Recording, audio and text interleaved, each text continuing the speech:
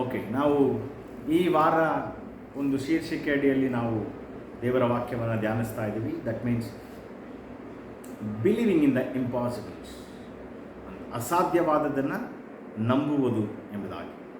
ನಂಬುವುದು ಹೇಗೆ? That's not ಅಲ್ಲಿ ಕ್ವಶನ್ ಮಾರ್ಕ್ ಅಲ್ಲ, ನಂಬುವುದು, ನಂಬಬೇಕು ಅಂತಕ್ಕಂಥದ್ದು ಆ ಶೀರ್ಷಿಕೆಯ ಅರ್ಥ. Believing in the impossible or impossibles. So ನಿನ್ನೆ ನಾವು ನೋಡಿದ್ವಿ ಯಾವ ರೀತಿಯಾಗಿ ದೇವರು ಕೆಲವು ಕಾರ್ಯಗಳನ್ನು ಆತನು ಯಾವ ರೀತಿಯಾಗಿ ಮಾಡ್ದ ಅನ್ನೋದನ್ನು ನಾವು ನಿನ್ನೆ ನೋಡಿದ್ವಿ. ಇವತ್ತು ಕೂಡ ಮರಿಯಳ ಜೀವಿತದಲ್ಲಿ ನಿನ್ನೆ ನಾವು ನೋಡುವಾಗ ಯಾವ ರೀತಿಯಾಗಿ ಅವಳು ಅಸಾಧ್ಯವಾದದ್ದನ್ನು ನಂಬಿ ಅದನ್ನು ಸಾಧ್ಯಪಡಿಸಿಕೊಂಡು ದೇವರ ಮಹಿಮೆಯನ್ನು, ದೇವರ ದ ಬ್ಲೆಸ್ಸಿಂಗ್ಸ್ ಆಫ್ ಗಾಡ್ ಯಾವ ರೀತಿಯಾಗಿ ಅವಳು ಅದನ್ನು ಸ್ವೀಕಾರ ಮಾಡೋದು ಅನ್ನೋದನ್ನು ನಾವು ನಿನ್ನೆ ನೋಡಿದ್ವಿ. ಇವತ್ತು ಕೂಡ ಒಂದು ಘಟನೆ ಮುಖಾಂತರವಾಗಿ ನಾನು ನಿಮ್ಮೊಟ್ಟಿಗೆ ಬಿಲೀವಿಂಗ್ ದ ಇಂಪಾಸಿಬಲ್ ಬಗ್ಗೆ ಒಂದು ಘಟನೆಯನ್ನು ನಾನು ನಿಮ್ಮೊಟ್ಟಿಗೆ ಇವತ್ತು ಮಾತಾಡ್ತೀನಿ. Just stay with the word of God. ನಿಮ್ಮ ಗಮನಗಳನ್ನು ಆ ಕಡೆ ಈ ಕಡೆ ಚದುರಿಸದೆ prioritise the presence of God. ವಾಕ್ಯವನ್ನು ಕೆಲವು ಸಾರಿ ನಾವು ಸ್ವೇಚ್ಛೆಯಿಂದ ಕೇಳ್ತೀವಿ ನೋಡಿ, ಅಂದರೆ ಇಷ್ಟಕ್ಕೆ ಇಷ್ಟ ಬಂದಿದ್ದ ರೀತಿ ಕೇಳೋದು. That's also wrong, because word is so powerful. ಆ ವಾಕ್ಯವನ್ನು ದೇವರು ಏನು ಮಾಡಿದ್ದಾನೆ? ಗೌರವಪಡಿಸಿದ್ದಾನೆ. ಸೊ ಆಗ ಅದಕ್ಕೆ ವಾಕ್ಯಕ್ಕೆ ಕೊಡ್ತಕ್ಕಂಥ ಗೌರವದ ಮುಖಾಂತರವಾಗಿ ನಾವು ಕೇಳಿಸ್ಕೊಳ್ಳೋದು ಕೂಡ that's the important thing. That's a principle, that's a disciplines. So ಆ ನಿಟ್ಟಿನಲ್ಲಿ ನಾವು ಹೋಗೋಣ. ಜಡ್ಜಸ್ ಚಾಪ್ಟರ್ 6 ನಮ್ಮೆಲ್ಲರಿಗೂ ಗೊತ್ತಿರ್ತಕ್ಕಂಥ ಘಟನೆಯನ್ನೇ ನಾನು ತಗೊಳ್ತಾ ಇದ್ದೀನಿ. ಬಿಕಾಸ್ ತಿರುಗಿ ನಾವು ಅದನ್ನು ಧ್ಯಾನಿಸುವಾಗ, ಈ ಒಂದು ದೃಷ್ಟಿಕೋನದಲ್ಲಿ ನಾವು ಅದನ್ನು ಧ್ಯಾನಿಸುವಾಗ, ದೇವರು ನಮ್ಮ ನಂಬಿಕೆಯನ್ನು ನಮ್ಮ ಜೀವಿತದಲ್ಲಿ ಹೆಚ್ಚಿಸಿ ನಮ್ಮನ್ನು ನಾವು ಬಯಸ್ತಕ್ಕಂಥ ಆಶೀರ್ವಾದಗಳನ್ನು ದೇವರು ಕೊಡಲು ಆತನು ಶಕ್ತನಾಗಿದ್ದಾನೆ. ಯಾಕೆಂದರೆ ಹೋದ ವಾರ ನಾವು declare it before you see it ಎಂಬುದಾಗಿರ್ತಕ್ಕಂಥ ಶೀರ್ಷಿಕೆಯಲ್ಲಿ ನಾವು ವಾಕ್ಯವನ್ನು ನೋಡಿದ್ದೀವಿ. ಅದಕ್ಕೋಸ್ಕರವಾಗಿ ಈ ಶೀರ್ಷಿಕೆಯನ್ನು attach to the first topic, believing in the impossibles ಅಂತ ನಾನು ಇಟ್ಟಿದ್ದೀನಿ. Okay, right. 6ನೇ ಅಧ್ಯಾಯ, ಜಡ್ಜಸ್ ಚಾಪ್ಟರ್ 6 ವರ್ಸ್ 12ರಿಂದ ನಾನು ಓದ್ತೀನಿ. ಯೆಹೋವನ ದೂತನು ಗಿದ್ಯೋನನಿಗೆ ಪ್ರತ್ಯಕ್ಷನಾಗಿ ಅವನಿಗೆ, ಪರಾಕ್ರಮಶಾಲಿಯೇ, ಯೆಹೋವನು ನಿನ್ನ ಸಂಗಡ ಇದ್ದಾನೆ ಅಂದನು. ಆಗ ಗಿದ್ಯೋನನು ಅವನಿಗೆ, ಸ್ವಾಮಿ, ಯೆಹೋವನು ನಮ್ಮ ಸಂಗಡ ಇದ್ದರೆ ನಮಗೆ ಇದೆಲ್ಲ ಯಾಕೆ ಸಂಭವಿಸಿತು? ನಮ್ಮ ಹಿರಿಯರು ಯೆಹೋವನು ಅದ್ಭುತಗಳನ್ನು ನಡೆಸಿ ತಮ್ಮನ್ನು ಐಗುಪ್ತದಿಂದ ಬಿಡಿಸಿದನೆಂಬುದಾಗಿ ವಿವರಿಸುತ್ತಿದ್ದರು. ಅಂಥ ಅದ್ಭುತಗಳು ಈಗೆಲ್ಲಿವೆ? ಆತನು ನಮ್ಮನ್ನು ತಿರಸ್ಕರಿಸಿ ಮಿದ್ಯಾನರ ಕೈಗೆ ಒಪ್ಪಿಸಿಬಿಟ್ಟಿದ್ದಾನಲ್ಲ ಅನ್ನೋದು. ನಾವಿಲ್ಲಿ ನೋಡ್ತೀವಿ, ಗಿದ್ಯೋನನ ಮುಂದೆ ದೇವದೂತ ನಿಂತ್ಕೊಂಡು ಹೇಳ್ತಾನೆ, ನೀನು ಪರಾಕ್ರಮಶಾಲಿ ಎಂಬುದಾಗಿ ಕರೀತಾನೆ. ದೇವರು ಪ್ರತಿ ಆತನ ಮಕ್ಕಳನ್ನು ಈ ರೀತಿಯಾಗಿ ಟೈಟಲ್ ಕೊಡು. ನಾವು ದೇವರ ಮಕ್ಕಳು ಅಂದರೆ ಏನರ್ಥ? ದೇವರ ಸ್ವಭಾವವನ್ನು ನಮ್ಮಲ್ಲಿ ತುಂಬಿರ್ತಕ್ಕಂಥದ್ದು, ಆತನ ಸ್ವಭಾವ ನಮ್ಮಲ್ಲಿದೆ ಅಂತಕ್ಕಂಥ ಒಂದು ಪ್ರಜ್ಞೆ ಇಲ್ಲದೆ ನಾವು ಎಲ್ಲದಕ್ಕೂ ದೇವರಿಗೆ ಇಷ್ಟವಿಲ್ಲದೆ ಇರತಕ್ಕಂಥ ಕಾರ್ಯಗಳನ್ನು ಮಾಡೋದಕ್ಕೆ ಕೂಡ ನಾವು ಅನೇಕ ಸಾರಿ ಏನು ಮಾಡ್ತೀವಿ? ನಾವು ಪ್ರಯತ್ನ ಮಾಡ್ತೀವಿ, ಅದನ್ನು ಮಾಡ್ತೀವಿ ಕೂಡ, ದೇವರಿಗೆ ಎಗೇನ್ಸ್ಟ್ ಆಗಿ ನಾವು ಮಾಡ್ತೀವಿ ಕೂಡ. ಆದರೆ ನಾವು ಯಾವಾಗ ದೇವರ ಮಕ್ಕಳು ಅಂತಕ್ಕಂಥ ಆ ಒಂದು ಪ್ರಜ್ಞೆಯಲ್ಲಿ ಅದನ್ನು ಅರ್ಥ ಮಾಡಿಕೊಂಡು ತಿಳ್ಕೊಂಡವರಾಗಿ ನಾವಿರ್ತೀವೋ, God will do everything in our life. ಯಾವ ರೀತಿಯಾಗಿ ತಂದೆ ತಾಯಿ ತನ್ನ ಮಕ್ಕಳಿಗೆ ಅವರ ಜವಾಬ್ದಾರಿಗಳನ್ನು ಮಾಡ್ತಾರೋ, ಮಕ್ಕಳಿಗೆ ಮಾಡಬೇಕಾಗಿರ್ತಕ್ಕಂಥ ಕರ್ತವ್ಯಗಳನ್ನು, ಜವಾಬ್ದಾರಿಯನ್ನು ಮಾಡ್ತಾರೋ, ಅದೇ ರೀತಿಯಾಗಿ ದೇವರು ಕೂಡ ನಮಗೆ ನಮ್ಮ ಜೀವಿತದಲ್ಲಿ ಆತನನ್ನು ಆತ್ಕೊಳ್ಳುವಾಗ, ಆತನನ್ನು ನಂಬುವಾಗ, ಆತನ ವಾಕ್ಯದ ಮುಖಾಂತರವಾಗಿ, ಆತನ ವಾಗ್ದಾನಗಳ ಮುಖಾಂತರವಾಗಿ, ಆತನ ಸ್ವಭಾವವನ್ನು ನಾವು ನೋಡುವಾಗ, ಆ ಸ್ವಭಾವವನ್ನು ನಾವು ಅಳವಡಿಸಿಕೊಳ್ಳುವಾಗ ನಾವು ಆಶೀರ್ವಾದವಾಗಿರ್ತೀವಿ. ಆ ರೀತಿಯಾಗಿ ಇಲ್ಲಿ ದೇವರು ನೋಡ್ರಿ, ಗಿದ್ಯೋನನ್ನ ಪರಾಕ್ರಮಶಾಲಿ ಅಂತ ಕರೀತಾರೆ. ವಾವ್! புலிக்கு பிறந்தது பூನೆಯಾಗಾದು. ಹಾಲೆಲೂಯಾ. ಹುಲಿಗೆ ಹುಟ್ಟಿದ್ದು ಬೆಕ್ಕಾಗೋದಕ್ಕೆ ಸಾಧ್ಯನೇ ಇಲ್ಲ. ಹುಲಿಗೆ ಹುಟ್ಟಿದ್ರೆ ಅದು ಹುಲಿನೇ. ಓಕೆ, ಸೊ ಆ ಒಂದು ಪಾಯಿಂಟ್ ಆಫ್ ವ್ಯೂಲಿ ದೇವ್ರು ಹೇಳ್ತಾನೆ ಇಲ್ಲಿ, ಗಿದ್ಯೋನ ನೋಡಿ ಪರಾಕ್ರಮಶಾಲಿ ಅಂತ ಕರೀತಾನೆ. ಇವನು ಎಲ್ಲಿದ್ದಾನೆ ಅನ್ನೋದನ್ನು ನೀವು ನೋಡಿದ್ರೆ, 11ನೇ ವಾಕ್ಯ ನೀವು ನೋಡೋದಾದರೆ, ಆಮೇಲೆ ಯೆಹೋವನ ದೂತನು ಬಂದು ಒಪ್ರದಲ್ಲಿದ್ದ ಏಲಾ ವೃಕ್ಷದ ಅಡಿಯಲ್ಲಿ ಕೂತುಕೊಂಡನು. ಅದು ಅಬಿಯೇಜರ್ನ ಗೋತ್ರದವನಾದ ಯೋವಾಷನದಾಗಿತ್ತು. ಅವನ ಮಗನಾದ ಗಿದ್ಯೋನನು ಮಿದ್ಯಾನರಿಗೆ ಗೊತ್ತಾಗದ ಹಾಗೆ ಅಲ್ಲಿನ ದ್ರಾಕ್ಷಿ ಅಲೆಯ ಮರೆಯಲ್ಲಿ ಗೋಧಿಯನ್ನು ಬಡಿಯುತ್ತಿದ್ದನು ಅಂತ ನಾವು ನೋಡ್ತೀವಿ. ಈಗಾಗಲೇ ಅವನು ಬಚ್ಚಿಟ್ಕೊಂಡೇ ಈ ಕೆಲಸವನ್ನು ಮಾಡ್ತಾ ಇದ್ದಾನೆ. ಬಚ್ಚಿಟ್ಕೊಂಡು ಅವನಿಗೆ ಏನು ಹೆಸರು ಹೇಳ್ತೀವಿ ನಾವು? ಪುಕ್ಲ ಅಂತ. ಬೇರೆ ಭಾಷೆಯಲ್ಲಿ ಏನಂತಾರೆ ಅದನ್ನು ತಮಿಳಲ್ಲಿ ಬೈದಾಂಗುಳಿ ಅಂತೀವಿ. ನೋಡಿ ಅವನು ಎಷ್ಟು ಪುಕ್ಲ ಇದ್ದ ನೋಡಿ, ಅಂದರೆ ಹೆದರುವ ಸ್ವಭಾವ. ದೇವದೂತನ ಅವನ ಹತ್ರ ಬಂದು ಹೇಳ್ತಾನೆ, ಸಿ ಅವನ ಸಿಚುವೇಶನ್ ಏನು, already he was hiding somewhere. ದೇವ್ರು ಅವನ ಹತ್ರ ಬಂದ್ಬಿಟ್ರೆ ನೀನು ಪರಾಕ್ರಮಶಾಲಿ ಅಂತಾನೆ. ಇದು ಅದು ಅಕ್ಸೆಪ್ಟ್ ಮಾಡೋಕ್ಕಾಗ್ತದ? ಇದನ್ನ ಅಕ್ಸೆಪ್ಟ್ ಮಾಡೋಕ್ಕೆ ಕಷ್ಟ. ಯಾಕೆ? ನಾನು ಆಲ್ರೆಡಿ ಬಚ್ಚಿಟ್ಕೊಂಡು, ಐ ನೋ ನಾನು ಎಲ್ಲಿದ್ದೀನಿ, ನಾನು ಏನು ಮಾಡ್ತಾ ಇದ್ದೀನಿ, ನಾನು ಈಗಾಗಲೇ ಬಚ್ಚಿಟ್ಕೊಂಡಿದ್ದೀನಿ. ಒಬ್ಬನಿಗೆ ಎದುರುಕೊಂಡು, ನನ್ನ ಪರಿಸ್ಥಿತಿಗಳಿಗೆ ಎದುರುಕೊಂಡು ನಾನು ಹೊರಗಡೆ ಬರದೆ ನನ್ನ ಕೆಲಸವನ್ನು ರಹಸ್ಯವಾಗಿ ಮಾಡ್ತಾ ಇದ್ದೀನಿ. But God is saying the mighty valour, ಪರಾಕ್ರಮಶಾಲಿಯೇ. ಸಿ ದ ಫಸ್ಟ್ ವರ್ಡ್ ಪರಾಕ್ರಮಶಾಲಿ. ಗಿದ್ಯೋನ್ ಕೇಳ್ತಾರೆ ನೋಡ್ರಿ, ಪ್ರಶ್ನೆ ನೋಡ್ರಿ, ಪರಾಕ್ರಮಶಾಲಿ ಎಂದು ಅಲ್ಲಿಗೆ ಮುಗಿಸ್ದೆ, ಯೆಹೋವನು ನಿನ್ನ ಸಂಗಡ ಇದ್ದಾನೆ ಅಂತ. ಇಲ್ಲಿ ಅರ್ಥ ಮಾಡ್ಕೋಬೇಕಾಗಿರೋದೇನು ಗೊತ್ತಾ? ದೇವರು ನಮ್ಮನ್ನು ಕರೆಯುವಾಗ ಕರೆದುಬಿಟ್ಟು ಸುಮ್ಮನೆ ಹೋಗೋನಲ್ಲ. God is staying with us. ದೇವರು ನಮ್ಮ ಸಂಗಡ ಇರುವವನು. ಪರಾಕ್ರಮಶಾಲಿನಪ್ಪ ನೀನು ನೋಡ್ಕೊ ಅಂತ ಹೇಳಿ ದೇವರು ಬಿಟ್ಟು ಹೋಗುವವನಲ್ಲ. He was with us. Immanuel, God is with us. ದೇವರು ನಮ್ಮ ಸಂಗಡ ಇರತಕ್ಕಂಥವ್ರು. ನನ್ನ ಮಗನೇ ಅಂತ ಕರೆದುಬಿಟ್ಟು ದೇವರು ನಮ್ಮನ್ನು ಬಿಟ್ಟು ಹೋಗುವವನಲ್ಲ, ನಮ್ಮ ಸಂಗಡ ಇರುವುದು. Hallelujah, hallelujah. That's a very important thing we have to understand in our life. Okay, ಅದಾದಮೇಲೆ ಗಿದ್ಯೋನನ್ನು ಕೇಳ್ತಾನೆ, ಯೆಹೋವನು ನಮ್ಮ ಸಂಗಡ ಇದ್ದರೆ ಇದೆಲ್ಲ ನಮಗೆ ಯಾಕೆ ಬರ್ತದೆ? ಈಗ ಈ ಕ್ವಶನ್ ನಾವು ನಾರ್ಮಲಾಗಿ ಯೋಚನೆ ಮಾಡಿ ಹೇಳ್ತೀವಲ್ಲ ಮನೇಲಿ, ದೇವ್ರು ನಮ್ಮ ಜೊತೆ ಇದ್ರೆ ಇದೆಲ್ಲ ಏನಕ್ಕೆ ನಡೀತದ್ರಿ ಅಂತ ಸಾಧಾರಣವಾಗಿ ಹೇಳ್ತೀವಿ. ಜಸ್ಟ್ ಇಮ್ಯಾಜಿನ್, ನಮ್ಮ ಸಂಗಡ ಇರ್ತಕ್ಕಂಥ ದೇವರು ಎಷ್ಟು ಕಷ್ಟಪಡ್ತಾನೆ ಅನ್ನೋದು ಇಮ್ಯಾಜಿನ್ ಮಾಡಿದ್ದೀವ? ಅದು ಹೇಗಿರತ್ತೆ ಅಂತ ಹೇಳಿದ್ರೆ, ಈಗ ಒಬ್ಬ ತಂದೆ ಒಂದು ಮಗನನ್ನು ಎಲ್ಲೋ ಕರ್ಕೊಂಡು ಹೋಗ್ತಾನೆ ಅಂತ ಇಟ್ಕೊಳ್ಳಿ, ಒಂದು ಫಂಕ್ಷನಿಗೆ ಕರ್ಕೊಂಡು ಹೋಗ್ತಾನೆ ಅಂತ ಇಟ್ಕೊಳ್ಳೋಣ. ಅಲ್ಲಿ ಆ ಮಗನನ್ನು ನೋಡಿ, ಅವನೊಂದು 12-13 ವರ್ಷದವನು ಅಂತ ಇಟ್ಕೊಳ್ಳೋಣ, ಅದಕ್ಕಿಂತ ಮೇಲೂ ಇರ್ಬೋದು, ಬಟ್ ನಾನು ಅಲ್ಲಿಂದ ತಗೊಳ್ಳಿ, ಒಂದು 14-15 ವರ್ಷದ ಹುಡುಗ ಅಂತ ಇಟ್ಕೊಳ್ಳೋಣ. ಅವನ್ನ ಅಲ್ಲಿರೋರು ಸುಮ್ಮನೆ ಕೇಳ್ತಾರೆ, ಪಕ್ಕದಲ್ಲಿ ನಿಂತಿರಿ, ಇವ್ರು ಯಾರಪ್ಪ ಅಂತ. ನಿಮ್ಮ ಅಪ್ಪನ ಅಂದರೆ ಇಲ್ಲ ಅಂದರೆ ಹೆಂಗಿರುತ್ತೆ ಅವ್ರ ಅಪ್ಪನಿಗೆ? ಇಮ್ಯಾಜಿನ್ ಮಾಡ್ಕೊಳಕ್ಕಾಗ್ತಿದೆ ನಾನು ಹೇಳೋದು? ಸಿಮ್ಲಿಯರ್. ದೇವರು ಹೇಳ್ತಾನೆ ನಾನು ನಿನ್ನ ಸಂಗಡ ಇದ್ದೀನಿ ಅಂತ. ಆ ರೀತಿಯಾಗಿರ್ತಕ್ಕಂಥ ದೇವರನ್ನು ನಮ್ಮ ಪರಿಸ್ಥಿತಿಯ ಮಧ್ಯೆ ನಾವು ದೇವರೆಲ್ಲಿದ್ದಾನೆ, ದೇವ್ರು ನನ್ನ ಜೊತೆ ಇದ್ದರೆ ನಾನು ಇದು ಯಾಕಿದು ನನಗೆ ಈ ಥರ ನಡೀತದೆ ಅಂತ ನಾವು ಹೇಳೋದಾದರೆ ನಾವು ದೇವರನ್ನು ಅವಮಾನಪಡಿಸ್ತಾ ಇದ್ದೀವಿ ಅಂತ. ಏನಂತ? ದೇವರಿಲ್ಲ. ಎಲ್ಲಿದ್ದಾನೆ? ಪಕ್ಕದಲ್ಲೇ ಇದ್ದಾನೆ, ನಮ್ಮ ಸಂಗಡ ಇದ್ದಾನೆ, ನಮ್ಮ ಜೊತೆ ಇದ್ದಾನೆ. ನಾವು ಅವನನ್ನು ಏನು ಮಾಡ್ತಾ ಇದ್ದೀವಿ? ನನ್ನ ಸಂಗಡ ದೇವರಿಲ್ಲ ಅಂದರೆ ಇವನು ನಮ್ಮ ಅಪ್ಪ ಅಲ್ಲ.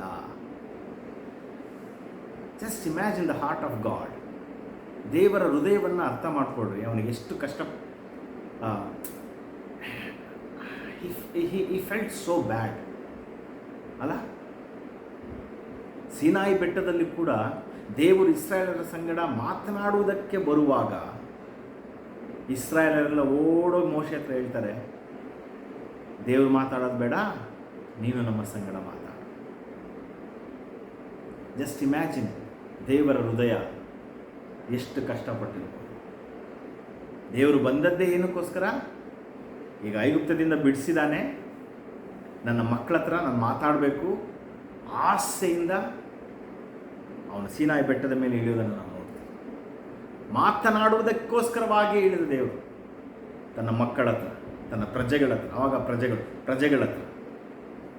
ಆದರೆ ಪ್ರಜೆಗಳೆಲ್ಲ ಹೇಳ್ತಾರೆ, ಅವ್ರು ಮಾತಾಡೋದು ಬೇಡ ಮೋಶೆ, ನೀನು ಮಾತಾಡ.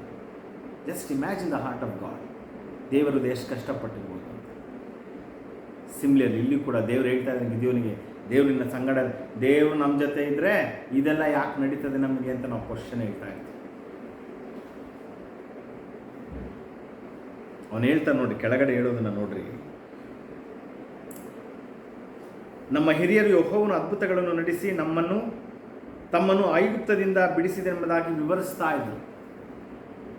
ನಾನು ಯಾವಾಗಲೂ ಹೇಳ್ತಾ ಇರ್ತೀನಿ, ನಮ್ಮ ಮಕ್ಕಳಿಗೆ ಯಾಕೆ ಸತ್ಯವೇದವನ್ನು ಕಲಿಸ್ಬೇಕು? ತಂದೆ ತಾಯಿಗಳಾಗಿರ್ತಕ್ಕಂಥ ನಾವೇನು ಮಾಡಬೇಕು? It's example written in the Bible. ವಿವರಿಸ್ತಾ ಇದ್ರು ಅಂತ ಗಿದ್ಯೋನ ಹೇಳ್ತಾನೆ. ಆಗ ಗಿದ್ಯೋನನ ತಂದೆ ತಾಯಿ ದೇವರು ಮಾಡಿದ ಅದ್ಭುತಗಳ ಎಲ್ಲವನ್ನ ಗಿದ್ಯೋನನಿಗೆ ವಿವರಿಸ್ತಾ ಇದ್ರು, ಹೇಳ್ಕೊಡ್ತಾ ಇದ್ರು. ಎಕ್ಸ್ಪ್ಲೈನಿಂಗ್ ಬೇರೆ, ಹೇಳ್ಕೊಡೋದು ಬೇರೆ, ಕರೆಕ್ಟ್ ಅಲ್ಲ? ಟೀಚಿಂಗ್ ಬೇರೆ, ಎಕ್ಸ್ಪ್ಲೈನಿಂಗ್ ಬೇರೆ. ಟೀಚಿಂಗ್ ಏನು, ಇದನ್ನು ಮಾಡು, ಇದನ್ನು ಕಲಿ ಅನ್ನೋದು. ಎಕ್ಸ್ಪ್ಲೈನಿಂಗ್ ಅದಲ್ಲ, ಅರ್ಥ ಮಾಡಿಸೋದು. ಇದು ಹೀಗೆ, ಬಿರಿಯಾನಿಗೆ 2 ಕಪ್ಪು ಅಕ್ಕಿ ಹಾಕಿದ್ರೆ 3.5 ಕಪ್ಪು ನೀರು ಹಾಕಬೇಕು ಅನ್ನೋದು. 4 ಕಪ್ಪು ನೀರು ಹಾಕಿದ್ರೆ ಏನಾಗ್ತದೆ? ಕೊಳ ಒಳ ಆಗುತ್ತೆ. ವೈ? ಬಿಕಾಸ್ ಆ ಮಸಾಲದಲ್ಲಿ ಆಲ್ಮೋಸ್ಟ್ ಇಟ್ಸ್ ಮಾಯಿಶ್ಚರ್ ಜಾಸ್ತಿ ಇರೋದ್ರಿಂದ ಆಲ್ಮೋಸ್ಟ್ 1/2 ಕಪ್ ನೀರಿಗೆ ಅದು ಸರಿ ಆಗ್ತದೆ. ಹಾಕ್ಬಿಡೋದು. 2 ಕಪ್ ಅಕ್ಕಿ ಹಾಕಿದ್ದೀನಿ ಬ್ರದರ್, 4 ಕಪ್ ನೀರು ಹಾಕ್ಬಿಟ್ಟು ಅದು ಏನು ಹೇಳ್ತಾರೆ, ಬಿಸಿಬೇಳೆ ಬಾತ್ ಬಿರಿಯಾನಿ ಆಗಿರ್ತದೆ. ಬಿರಿಯಾನಿ ಹಾಕಿಲ್ಲ, ವಿವರಿಸೋದು. ಇಲ್ಲಿ ವಾಕ್ಯ ಹೇಳ್ತಿದೆ, ನಮ್ಮ ಹಿರಿಯರು ದೇವರು ಮಾಡಿದ ಅದ್ಭುತಗಳನ್ನು ಐಗುಪ್ತ ದೇಶದಿಂದ ಬಿಡಿಸಿದನೆಂಬುದಾಗಿ ವಿವರಿಸ್ತಾ ಇದ್ರು. ಅಂಥ ಅದ್ಭುತಗಳು ಈಗೆಲ್ಲಿವೆ? ಈ ಪ್ರಶ್ನೆ ಸಾಧಾರಣವಾಗಿ ನಮ್ಮ ಜೀವಿತದಲ್ಲಿ ನಾವು 1000 ಸರಿ ಕೇಳ್ತೀವಿ. ಒಂದು ವಿಷಯ ನಡೀಲಿಲ್ಲ, ಎಕ್ಸಾಂಪಲ್ ಈಗ 2024 ನಾನು ಇದು ಮೇ ತಿಂಗಳು, ಈಗ ಮೇ ತಿಂಗಳಲ್ಲಿ ಅಂದ್ಕೊಂಡಿರ್ತಕ್ಕಂಥದ್ದು, ಬಯಸ್ತಕ್ಕಂಥದ್ದು ನಡೀಲಿಲ್ಲ ಅಂತ ಹೇಳಿದ್ರೆ ಜೂನ್ ತಿಂಗಳಲ್ಲೇ ನನಗೆ ಪ್ರಶ್ನೆ ಹುಟ್ಟುತ್ತದೆ, ಏನು? ದೇವರು ಆಗ ಮಾಡಿದಂಥ ಅದ್ಭುತಗಳು ಈಗ ನನ್ನ ಲೈಫಲ್ಲಿ ಮಾಡ್ತಾ ಇಲ್ಲ, ಈಗ ನನ್ನ ಲೈಫಲ್ಲಿ ಮಾಡ್ತಾ ಇಲ್ಲ. ನಾವು ಹಿಂಗೆ ಪ್ರಶ್ನೆ ಕೇಳ್ತೀವಿ. ಆದರೆ 2022 ಮಾಡಿದ ಅದ್ಭುತಗಳನ್ನು ನಾವೇನು ಮಾಡಿದ್ವಿ? ಇವಾಗ ಮರ್ತು ಹೋದ್ವಿ. ನಮಗೆಲ್ಲ ಹೆಂಗೆ ಅಂದರೆ ಡೈಲಿ ಏನು ಹೇಳೋದು, ನಾವು ಕೇಳೋದೆಲ್ಲ ನಮ್ಮ ಕೈಗೆ ಬಂದುಬಿಡ್ಬೇಕು. It's take some times, be patient. ತಾಳ್ಮೆಯಿಂದ ಇರೋದೇ ಕ್ರೈಸ್ತರಿಗೆ ಗೊತ್ತಿಲ್ಲ. ಈ ಸ್ಪೆಷಲಾಗಿ ಈ ಜನ್ರೇಷನ್ ಸ್ವಲ್ಪ ತಾಳ್ಮೆ ಆಗಿರೋಣ. ನಾನು ಮನೆಯಿಂದ ಹೇಳ್ತಾ ಇದ್ದೀನಿ, ಆ ಡಿಕ್ಲರೇಷನಲ್ಲಿ ನಂಬಿಕೆ ಇದೆ, ಹೋಪ್ ಇದೆ, ತಾಳ್ಮೆ ಇದೆ. Faith, hope and patient, that's a very important thing we have to understand. ಇಲ್ಲಿ ನಾವು ನೋಡುವಾಗ ಅವನು ಹೇಳ್ತಾನೆ, ಆತ ನಮ್ಮನ್ನು ತಿರಸ್ಕರಿಸಿ ಮಿದ್ಯಾನರ ಕೈಗೆ ಒಪ್ಪಿಸಿ ಬಿಟ್ಟಿದ್ದಾನೆ. ನಾವು ಯಾವಾಗಲೂ ನೋಡ್ರಿ, ದೇವರು ಬಂದು ಒಂದು ವಿಷಯ ಹೇಳ್ತಾ ಇದ್ದಾನೆ, ಹೌದಾ ದೇವರೇ, ಓಕೆ ನೀನಿದೆಯಲ್ಲ ನನ್ನ ಜೊತೆ, ಬಿಡಿನ್ನು ಅಂತ ಆ ಮಾತು ಬರಲ್ಲ. ಎವ್ರಿ ಟೈಮ್ ದೇವರು ನಮ್ಮ ಹತ್ರ ಮಾತನಾಡುವಾಗ ವಿ ಆರ್ ಕಂಪ್ಲೇನಿಂಗ್ ಗಾಡ್. ನಮ್ಮ ಪರಿಸ್ಥಿತಿಗಳನ್ನೇ ದೇವರು ಹೇಳೋರಾಗಿರ್ತೀವಿ ನಾವು. ದೇವ್ರು ಹೇಳ್ತಾನೆ, ಇಲ್ಲ ನಾನು ನಿನ್ನ ಜೊತೆ ಇದ್ದೀನಿ. ನಾನಾಗಿದೆ ಏನು ಮಾಡ್ತಿದ್ದೆ ಗೊತ್ತಾ? ಮೇ ಬಿ ನಾನು ಅದನ್ನೇ ಮಾಡ್ತಾ ಇದ್ದೆ. I am not special. Gideon ಮಾಡಿದೆ, ನಾನು ಮಾಡಿರ್ಬೋದು. ಆದರೆ ಗಿದ್ಯೋನನ ಮನಸ್ಥಿತಿ ಯಾವ ರೀತಿಯಾಗಿರಬೇಕಾಗಿತ್ತು? ಅವರ ಅಪ್ಪ ಅಮ್ಮ ವಿವರಿಸಿದಾಗ, okay, God is able to do the things, ಇವತ್ತು ಕೂಡ ಅದನ್ನು ದೇವರಿಂದ ಮಾಡಲು ಸಾಧ್ಯ ಅಂತಕ್ಕಂಥ ನಂಬಿಕೆ ಅವನಿಗೆ ಬರಲಿಲ್ಲ. ಯಾಕೆ ನಂಬಿಕೆ ಬರಲಿಲ್ಲ? ಈ forgot to meditate the word of God. ವಿವರಣೆ ಮಾಡಿದ್ದು ನಿಜ, ಘಟನೆಗಳನ್ನು ಹೇಳಿದ್ದು ನಿಜ, ಆದರೆ ಇದನ್ನು ಯಾವುದು ಗಿದ್ಯೋನ ಏನು ಮಾಡಲಿಲ್ಲ? ಮೆಡಿಟೇಟ್ ಮಾಡಲಿಲ್ಲ, ಧ್ಯಾನಿಸ್ತಾ ಇರಲಿಲ್ಲ. ಅವನು ಇದನ್ನು ಧ್ಯಾನಿಸ್ತಾ ಇದ್ದಿದ್ರೆ ಅವನಲ್ಲಿ ಒಂದು ನಿರೀಕ್ಷೆ ಇರ್ತಾ ಇತ್ತು. ಏನು ನಿರೀಕ್ಷೆ? ಒಂದಲ್ಲ ಒಂದು ದಿವಸ ಈ ಮಿದ್ಯಾನರನ್ನು ನಾವು ಸೋಲಿಸ್ತೀವಿ, ನಮ್ಮ ದೇಶವನ್ನು ನಾವು ಪಡ್ಕೊಳ್ತೀವಿ ಅಂತಕ್ಕಂಥ ನಂಬಿಕೆ ಅವನಲ್ಲಿ ಇದ್ದಿರೋದು. ಹೋಪ್, ದ ನಿರೀಕ್ಷೆ ಅವನಲ್ಲಿ ಇದ್ದಿರೋದು. ಆದರೆ ಆ ನಿರೀಕ್ಷೆ ಹಾಳಾಗಿತ್ತು. Because lacking of the meditation of the word of God. ದೇವರ ವಾಕ್ಯವನ್ನು ಮೆಡಿಟೇಟ್ ಮಾಡದೇ ಇರೋದ್ರಿಂದ ಅವನು ಕ್ವಶನ್ ಮಾಡ್ತಾನೆ. ಏನು ನೋಡ್ರಿ ಇಲ್ಲಿ ಪ್ರಶ್ನೆ ನೋಡ್ರಿ, ತಿರುಗಿ ನಾನು ಹೇಳ್ತೀನಿ. ಆತನು ನಮ್ಮನ್ನು ತಿರಸ್ಕರಿಸಿ ಮಿದ್ಯಾನರ ಕೈಗೆ ಒಪ್ಪಿಸಿ ಬಿಟ್ಟಿದ್ದಾನಲ್ಲ. ಅಪ್ರೋಚ್ ಯಾವ, ಈಗ ಅದೇ ಗಿದ್ಯೋನನು ಈ ಘಟನೆಗಳನ್ನೆಲ್ಲ ಚೆನ್ನಾಗಿ ಧ್ಯಾನ ಮಾಡಿ ಹೌದು ದೇವರಿಂದ ಸಾಧ್ಯ, ದೇವರು ಒಂದಲ್ಲ ಒಂದು ದಿವಸ ಮಿದ್ಯಾನರ ಕೈಯಿಂದ ನಮ್ಮನ್ನು ತಪ್ಪಿಸ್ತಾನೆ, ನಾವು ಮಿದ್ಯಾನರನ್ನು ಓಡಿಸಿ ನಮ್ಮ ದೇಶವನ್ನು ಸ್ವತಂತ್ರ ಮಾಡ್ಕೊಳ್ತೀವಿ ಅಂತಕ್ಕಂಥ ಆ ಒಂದು ಕಾರ್ಯಗಳು, ಆ ಒಂದು ಮಾತುಗಳು, ಆ ಒಂದು ವಾಕ್ಯಗಳು ಇವನ ಮನಸ್ಸಿನಲ್ಲಿ, ಹೃದಯದಲ್ಲಿ ಇದ್ದಿದ್ರೆ, ದೂತನು ಬಂದು ಹೇಳುವಾಗ ಪರಾಕ್ರಮಶಾಲಿಯೇ ದೇವರು ನಿನ್ನ ಸಂಗಡ ಇದ್ದಾನೆ ಅಂತ ಹೇಳಿದ ತಕ್ಷಣ come on God let's go ಅಂದಿರು. Wow, I am waiting for this. ನಾನು ಇದಕ್ಕೋಸ್ಕರವಾಗಿ ಕಾದಿದ್ದೆ, ಬನ್ರಿ ಹೋಗೋಣ, ವಾಟ್ ಎವರ್ ಯು ವಾಂಟ್, ನಾನು ಅದನ್ನು ಮುಗಿಸ್ತೀನಿ, ನೀವು ಹೇಳಿದಿರಲ್ಲ ನನ್ನ ಜೊತೆ ಇದ್ದೀನಿ ಅಂತ, ಅಷ್ಟು ಸಾಕು ಅಂತ ಹೇಳ್ತಾ ಇದ್ದ. ಆದರೆ ಗಿದ್ಯೋನನು ಅದನ್ನು ಹೇಳಕ್ಕೆ ಸಾಧ್ಯ ಆಗಲಿಲ್ಲ. ಬಿಕಾಸ್ ನಾನು ಹೇಳ್ತೀನಿ ತಿರ್ಗ, ನೀವು ಯಾವಾಗ ದೇವರ ವಾಕ್ಯವನ್ನು ಮೆಡಿಟೇಟ್ ಮಾಡೋದನ್ನು ಕಮ್ಮಿ ಮಾಡ್ತಿರೋ, ನಿಮ್ಮ ಪರಿಸ್ಥಿತಿಗಳು, ನಿಮ್ಮ ಅವಶ್ಯಕತೆಗಳು ಎಲ್ಲವೂ ಕೂಡ ನಿಮ್ಮನ್ನು ನುಂಗುವ ಥರದಲ್ಲಿ ದೊಡ್ಡದಾಗ್ತಾ ಹೋಗ್ತದೆ. ಯಾವಾಗ ವಾಕ್ಯವನ್ನು ನಾವು ಮೆಡಿಟೇಟ್ ಮಾಡ್ತಾ ಇರುವಾಗ ಎಲ್ಲ ಸಮಸ್ಯೆಗಳು ನಮಗಿಂತ ದೊಡ್ಡದಾಗಿ ಕಾಣಿಸ್ಕೊಂಡು ಕೂಡ ಆ ವಾಕ್ಯ ಅದಕ್ಕಿಂತ ದೊಡ್ಡದಾಗಿ ಕಾಣಿಸ್ಕೊಂಡು ಆ ವಾಕ್ಯದೊಳಗಡೆ ನಾವು ಸೇಫ್ ಆಗಿರೋದನ್ನು ನಾವು ಅನುಭವಿಸಬೇಕಾಗ್ತದೆ. ನಾನು ಹೇಳಿದ್ದೀನಿ, ಮೋಶೆ ಕೋಲು ಯಾವ ರೀತಿಯಾಗಿ ವಿದ್ವಾಂಸರ ಮತ್ತು ಜೋಯಿಷರ ಕೋಲುಗಳನ್ನು ನುಂಗಿ ಹಾಕ್ತೋ, ಅದೇ ರೀತಿಯಾಗಿ ದೇವರ ವಾಕ್ಯವನ್ನು ನಾವು ಅಧಿಕವಾಗಿ ಧ್ಯಾನ ಮಾಡುವಾಗ ನಮ್ಮ ಪರಿಸ್ಥಿತಿಗಳನ್ನು ಆ ವಾಕ್ಯ ನುಂಗಿ ಹಾಕ್ತದೆ. Why? Because we have the life of Christ in us.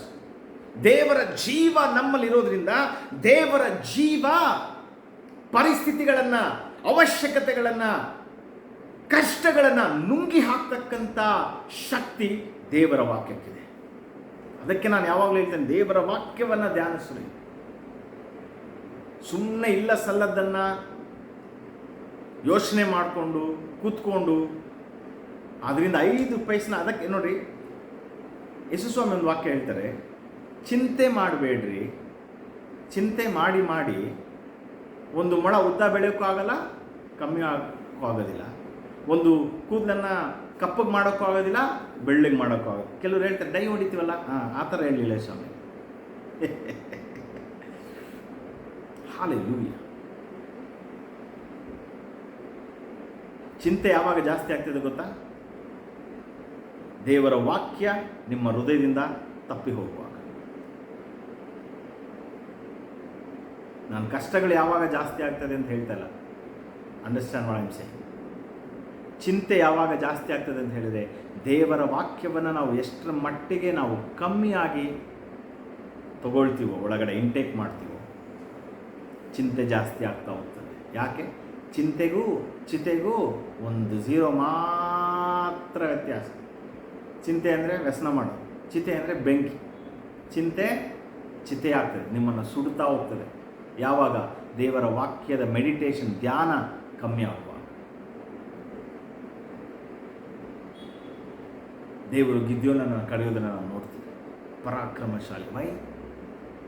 ಅವನು ಕರೆದ ಮೇಲೆ ನಾವು ನೆಕ್ಸ್ಟು ಆ ಅಧ್ಯಾಯದಲ್ಲಿ ನೋಡ್ತೀವಿ, ದೇವರು ಅವನಿಗೆ ಕೊಡ್ತಕ್ಕಂಥದ್ದೆಲ್ಲವನ್ನು ಕೊಡ್ತಾನೆ. He became to believing the impossible. ದೇವರ ವಾಕ್ಯ ಒಳಗಡೆ ನೋಡ್ರಿ, ನಾನು ಹೇಳ್ತೀನಿ ನೋಡ್ರಿ ಈಗ 14 ನೋಡ್ರಿ, ಯೆಹೋವನು ಅವನನ್ನು ಚೆನ್ನಾಗಿ ನೋಡಿ, ವಾವ್, ಗಾಡ್ ಸ್ಟೇಡ್ ಅಟ್ ಗಿದ್ಯೋನ್. ನನ್ನ ಕೈಲಿ ಆಗಲ್ಲ ಅಂತ ನಾವು ಯಾವಾಗ ಹೇಳ್ತೀವೋ, ನಮ್ಮ ಸಂಗಡ ಇರೋ ದೇವರು ನಮ್ಮನ್ನು ಯಾವ ಥರ ನೋಡ್ತಾನೆ ಅಂತ ಕನ್ನಡದಲ್ಲಿ ಕರೆಕ್ಟಾಗಿ ಗುರಾಯಿಸ್ತಾನೆ ಅಂತ ಅರ್ಥ. ಗುರಾಯಿಸಿ ನೋಡಿ, ವಾವ್, ಚೆನ್ನಾಗಿ ನೋಡಿ ಅಂತ ಐತೆ ಇಲ್ಲಿ ರೈಟಿಂಗ್ ಬೈಬಲ್. ಇಷ್ಟೇ ಗುರಾಯಿಸಿ, ನಾನು ನಿನ್ನನ್ನು ಕಳಿಸ್ತೇನೆ, ಹೋಗು. God had a agenda for our life. ದೇವರು ನಮ್ಮ ಜೀವಿತಕ್ಕೆ ಪ್ಲ್ಯಾನ್ಸ್ಗಳನ್ನು ಇಟ್ಕೊಂಡಿದ್ದಾನೆ. ದೇವರು ಹೇಳ್ತಾ, ನಾನು ನಿನ್ನ ಸಂಗಡ ಇದ್ದೀನಿ, you go, I am with you. ಸುಮ್ಮನೆ ಹೋಗಕ್ಕೆ ಬಿಡೋದಿಲ್ಲ. ಚೆನ್ನಾಗಿ ನೋಡಿ ಹೇಳ್ತಾನೆ, ಮಗ ನಿನ್ನಿಂದ ಮಾಡಲು ಸಾಧ್ಯ. ನೀನೇನು ಮಾಡಬಾರ್ದು, ಈಗ ಕಂಪ್ಲೇಂಟ್ ಮಾಡ್ತಾ ಕೂರಬಾರ್ದು. ನೋಡಿ, ಮೇಲ್ಗಡೆ ವಾಕ್ಯದವನು ಕಂಪ್ಲೇಂಟ್ ಮಾಡ್ತಾ ಇದ್ದಾನೆ, ದೇವ್ರು ಹೇಳ್ತಾನೆ ಅದನ್ನೆಲ್ಲ ದೇವ್ರು ನೋಡಿ ಎಷ್ಟು ಒಳ್ಳೆಯವನ್ನೆಲ್ಲ ಕೇಳಿಸ್ಕೊಳ್ತಾನೆ. ನಾವು ಪಳಾರಂತ ನಾನೇನು ಹೇಳಿದೆ ಅದನ್ನು ಮಾಡುವಂತ ಇದ್ವಲ್ಲ, ದೇವ್ರು ನೋಡಿ ಎಷ್ಟು ಒಳ್ಳೆಯವು ನಮ್ಮ ದೇವರು. ಎಲ್ಲ ಕಂಪ್ಲೇಂಟನ್ನು ಕೇಳಿಸ್ಕೊಂಡು ಚೆನ್ನಾಗಿ ಅವನು ನೋಡಿ, ಹೋಗು ನಾನಿದ್ದೀನಿ ನಿನ್ನ ಸಂಗ. Wow, what A god is. ನಿನ್ನ ಬಲದಿಂದ ಇಸ್ರಾಯೇಲರನ್ನು ಮಿದ್ಯಾನರನ್ನು ಬಿಡಿಸು ಎಂದನು. ವಾವ್, ಈ ನಿನ್ನ ಬಲದಿಂದ. That's why I am saying believing the impossibles ಅಂತ ಬರುವಾಗ, ನಾವು ದೇವರೊಟ್ಟಿಗೆ, ದೇವರು ನಮ್ಮೊಟ್ಟಿಗೆ ಇರುವಾಗ ನಾವು ಏನು ಬೇಕಾದರೂ ಮಾಡಿದ್ರೆ ದೇವರೇನು ಮಾಡ್ತಾನೆ, ಅದಕ್ಕೆ ಸಪೋರ್ಟ್ ಸಿಸ್ಟಮ್ ಆಗಿರ್ತಾನೆ. God will support us. ಈ ನಿನ್ನ ಬಲದಿಂದ ಹೋಗು. ನಿನಗೇನಿದೆಯೋ ನಾನು ನೋಡ್ಬಿಟ್ಟೆ, ನಿನ್ನ ಕೈಲಿ ಏನಾಗತ್ತೆ ಅನ್ನೋದು ನಾನು ನೋಡ್ಬಿಟ್ಟಿದ್ದೀನಿ. ನೀನು ಇದರಿಂದಲೇ ಹೋಗು, ನಾನು ನಿನ್ನನ್ನು ಮಿದ್ಯಾನರನ್ನ ಏನು ಮಾಡು, ಬಿಡಿಸು. ಇಸ್ರಾಯೇಲರನ್ನ ಮಿದ್ಯಾನರಿಂದ ಬಿಡಿಸು. ನೋಡ್ರಿ, ದೇವರು ಎಷ್ಟು ಸುಂದರವಾಗಿ ಖುಷಿಯಿಂದ ದೇವರು ಅವನಿಗೆ ಹೇಳೋದನ್ನು ನೋಡ್ತೀನಿ. ನೀನು ಹೇಳ್ದೆ ಅಲ್ಲ, ನೀನು ಕೇಳಿದೆ ಅಲ್ಲ ನನ್ನನ್ನು, ಏನಂತ, ಆಗ ನಡೀತಿದ್ದ ಅದ್ಭುತಗಳು ಈಗೆಲ್ಲಿ ಅಂತ. ಈ ನಿನ್ನ ಬಲದಿಂದನೇ ಹೋಗು ಅಂದರೆ ಅರ್ಥ ಏನು? ಈ ನಿನ್ನ ಬಲದಿಂದ ಹೋಗು, ನಾನು ಯಾರು ಅಂತ ನಿನಗೆ ತೋರಿಸ್ತೀನಿ. Hallelujah. We are called to be believing the impossible or impossibles. ನಾವು ಅದಕ್ಕೋಸ್ಕರವಾಗಿ ಕರೆಯಲ್ಪಟ್ಟವರು.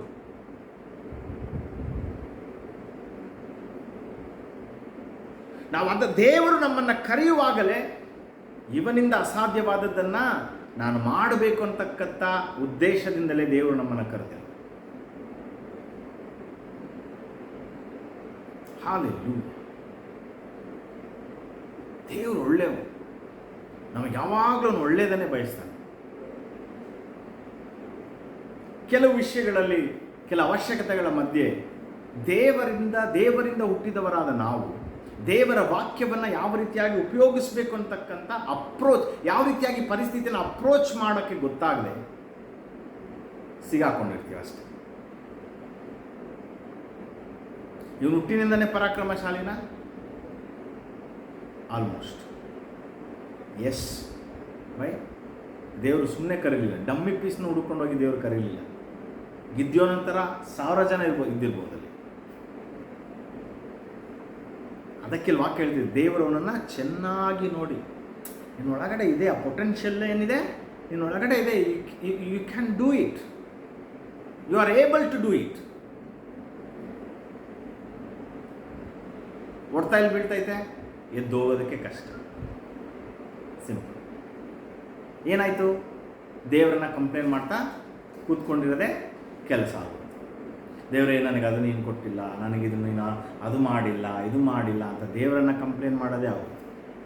But God is saying today, I am call you to be believing the impossibles and I am with you. We are make a difference. Chosen ಎಷ್ಟು ಜನ ನೋಡಿರೋ ಅಂತ ಗೊತ್ತಿಲ್ಲ, but ನನಗೆ ಅದರಲ್ಲಿ ಒಂದು ಡೈಲಾಗ್ ಸಾಕಷ್ಟು ಇಷ್ಟ. ಪೇತ್ರ, ಯೇಸು ಸ್ವಾಮಿ ಪೇತ್ರನನ್ನು ಕರೀತಾರೆ, ಕಮ್ ಟು ಮೀ. ಅವನು ಕೇಳ್ತಾನೆ ವೈ ಅಂತ, ಯಾಕೆ ಅಂತ. ಯೇಸು ಸ್ವಾಮಿ ಒಂದು ಡೈಲಾಗ್ ಬರ್ತದೆ, we can change the world. ಹಾಲೆ ನನಗೆ one of my most favourite dialogue. ದೇವರು ನಮ್ಮ ಸಂಗಡ ಇದ್ದು ನಮ್ಮ ಮುಖಾಂತರ ಅನೇಕರನ್ನು ಆಶ್ರಯಿಸೋದಕ್ಕೆ ದೇವರು ನಮ್ಮನ್ನು ಕರೆದಿದ್ದಾನೆ. ಕುಟುಂಬಗಳನ್ನು ಆಶ್ರಯಿಸೋದಕ್ಕೆ, ಕುಟುಂಬಗಳು ಆಶೀರ್ವಾದವಾಗಿರೋದಕ್ಕೆ ದೇವರು ನಮ್ಮನ್ನು ಕರೆದಿದ್ದಾನೆ. ಹಾಲೆಲೂಯಾ. Believing the impossibles. ದೇವರು ಒಳ್ಳೆಯವರು. ನಾಳೆ ತಿರುಗಿ ಇದೇ ಸೀರೀಸ್ ಮುಖಾಂತರ ನಾವು ಇನ್ನೊಂದು ಘಟನೆಯನ್ನು, ಮೇ ಬಿ ಇದೇ ಗಿದ್ಯೋನನ ಬೇರೆ ಕಾರ್ಯಗಳನ್ನು ದೇವರು ಯಾವ ರೀತಿಯಾಗಿ ಡೀಲ್ ಮಾಡ್ತಾನೆ ಅದನ್ನು ನೋಡೋಣ. ಕಣ್ಣುಗಳನ್ನು ಮುಚ್ಚಿ ಪ್ರಾರ್ಥನೆ.